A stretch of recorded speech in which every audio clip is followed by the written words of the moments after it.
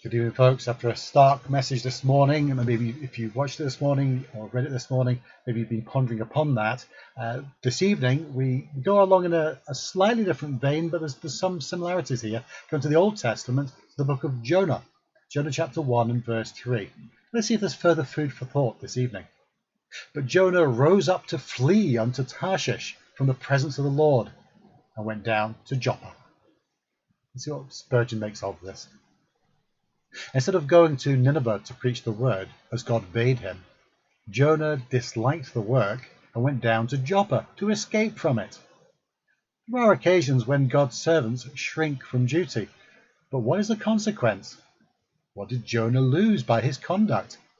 He lost the presence and comfortable enjoyment of God's love. When we serve our Lord Jesus, as believers should do, our God is with us. And though we have the whole world against us, if we have God with us, what does it matter?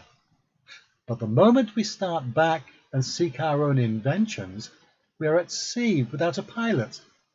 Then may we bitterly lament and groan out, "Oh my God, where hast thou gone?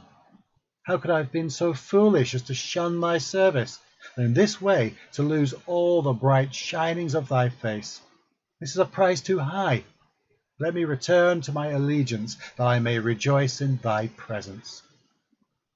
In the next place, Jonah lost all peace of mind. Sin soon destroys a believer's comfort. It is the poisonous upas tree from whose leaves distill deadly drops which destroy the life of joy and peace. Jonah lost everything upon which he might have drawn for comfort in any other case.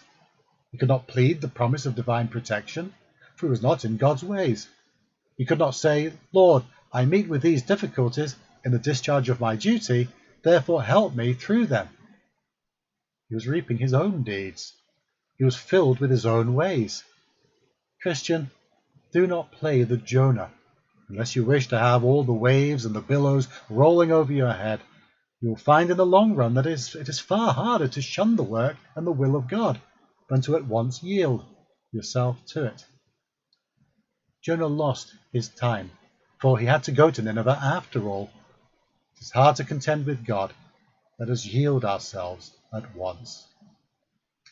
There's food for thought for all of us, if maybe we've had that temptation to maybe shrink back from what God has asked us to do.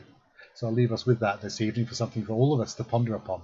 Until the next time, God bless, take care, and bye for now.